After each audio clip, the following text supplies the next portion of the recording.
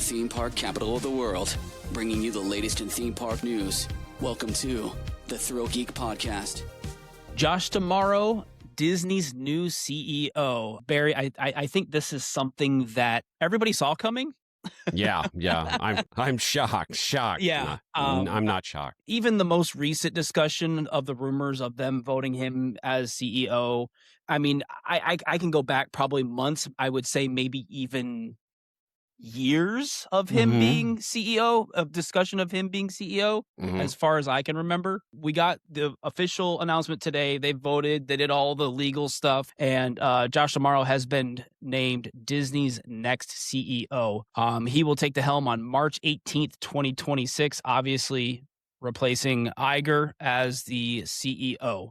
I think this was, I take it back. A lot of people talked about this. Alongside this, Dana Walden, she is going to be a new role as President and Chief Creative Officer of the Walt Disney Company. So I think, Barry, you were talking about this too. I think our friend Dirk, he was talking about this.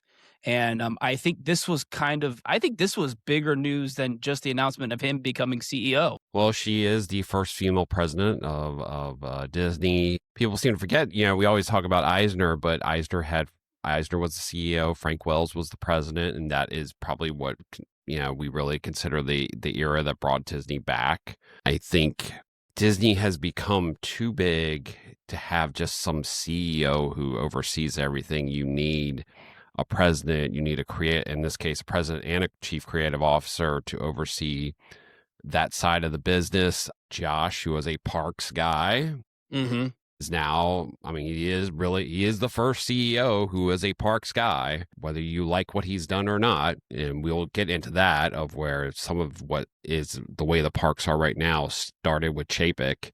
Well, going off kind of what you're, you mentioned Chapek. Yeah. It's really interesting that he was, and I think that was what you were saying about Disney becoming too big, becoming this giant entertainment conglomerate. With Chapek, he really wasn't a parks guy. He was kind of a business guy. He had been promoted to parks, but he was not a parks guy. Yeah. If you really want to look at some of the flaws of Galaxy's Edge, the Epcot redo, those were all under Chapek. People always talk about Lightning Lane, and we've seen some people talk today about paid Lightning Lane and all that, and the end of Fast Pass as we know it. Those were inevitable. That for lack of a better term, that genie was going to come out of the bottle at some point. Yeah, it was only a matter of time before they figured they could make money off of Fast Pass. That's. I think we've got to look right now at what the investments are in the parks. There are still things that are left over from COVID that a lot of people don't like. The reservation system, really even more so at Disneyland than say over here in Walt Disney World. All the cuts in entertainment, that some of it has come back, but not all of it. He is someone who's very detail oriented.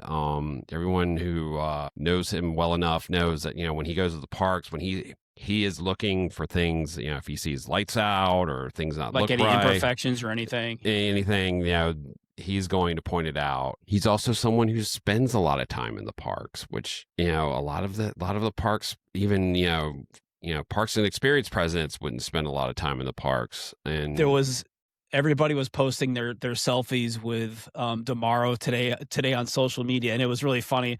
I forgot who said it, but somebody was like, "You didn't see this when Chapek was announced as the new CEO." Well, you didn't see you barely saw Chapek in the parks when he was in charge of the parks. And Josh is also someone who is, from all everything we've ever seen, is well liked by the cast members. Yeah, and that is a big thing. I saw a lot of cast members commenting that they were pretty excited about D'Amaro becoming CEO, just from that perspective. And it's also a sign that, yes, Disney is an entertainment company. The parks are one of the biggest money-making parts of that company, and that cannot be ignored anymore. Yeah. In this day and age where, ESPN doesn't make the money it used to. It used to be the entertainment side made a lot more money. Parks and Experiences now is the major driver of the Disney company, which, in some ways it always has been, but it's always sort of took a backseat to the entertainment side. Well, going off of that, they announced that whole $60 billion turbocharged plan for the parks. Do you think now, I'm pretty sure that the answer is yes, but do you think that money is going to go elsewhere now with tomorrow being in charge, or we're still going to see that $60 billion dropped into the parks? I think we're still going to see it. You got to remember it's parks, cruise ships, the whole umbrella. You got. I think one of the big examples. You got to look at how fast for Disney they're moving on tropical Americas right now in Disney's Animal Kingdom. I was there Sunday night. That land is supposed to open next year. I was there Sunday night. I was like, oh my God, this thing's rocking and rolling. You look at how fast they're moving, and albeit it is a bigger lift. A lot of tropical Americas will be basically stripping stuff down and reskinning it, which will obviously help with some of the speed. But you look at Villains Landing and Cars and Piston Peak and all that. Look how fast that is moving. Like Disney Cruise Line, they're going to be ramping up to what, 13 ships in Disney on the cruise line side of things. Yeah. So that to me is maybe the biggest risk they're taking right now.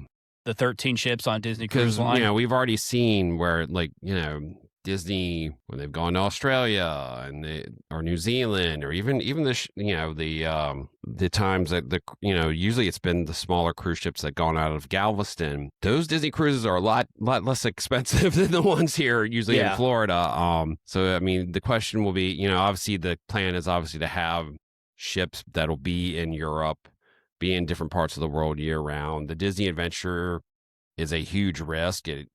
It blew through the budget. Yeah. And if you look at those cruises are some of the least expensive Disney cruises you can go on. One of the reasons is you're basically paying to go on the ship. The cruise does not go anywhere except just, out in the water. I think, there's a lot of things going on right now. And there's a lot of things that even for Walt Disney World, we know that have been sort of on the back burner, haven't been announced as far as all this money that they're spending and everything. You basically have two parks right now, Animal Kingdom and Magic Kingdom, that have got these huge construction projects going on. I think this is, like a lot of people have said, this is just the beginning. They really are trying to, I think, make up for not spending money in Disney World for so long, on top of the projects going on in Disneyland right now too. So, and then as far as Iger goes, like I said, tomorrow will become CEO on March 18th, 2026. Iger is going to stay on as a senior advisor through the end of 2026. I'm guessing they're doing this as to kind of smooth the transition, because if I remember correctly, when Chapek took over, when Iger was leaving, that was a very sudden, cut and dry transition. So, and as far as Dana Walden, she will be handling a lot of the entertainment creative side, which is Josh is not as well versed in. She is also, I feel like, there as a 2 years in, if Josh ain't cutting it, yeah. The board might move on to her. So it'll be interesting to see how their dynamic happens, whether they do really, are they good at collaborating with each other? It'll be interesting who is the new president of Disney Parks and Experiences. Because we have the whole Fortnite thing too. That's the other thing. Yeah. Tomorrow's all about that Fortnite augmented reality thing that they announced. So I'm going to be interested to see what he does about the AI stuff. Iger pushed it again on the earnings calls, and it sort of caused their stock to dip a little.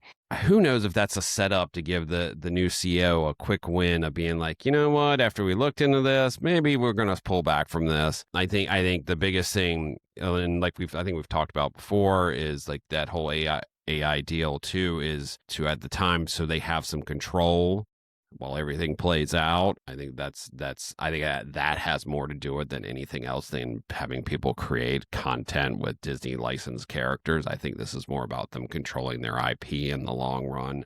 Yeah. Than them really investing in AI. the direction everything seems to be going right now, where majority of people don't want it, don't want what people are pushing, and they're not making any money. Yeah, AI is very it's a very touchy thing. So I'll be curious what tomorrow does with the whole AI thing. I don't see AI completely going away anytime soon. But I do see maybe him approaching it a little bit differently than Iger did. All right, let's wrap this video up with a fun question that I have for you, Barry. Okay. You're Josh. First day of CEO.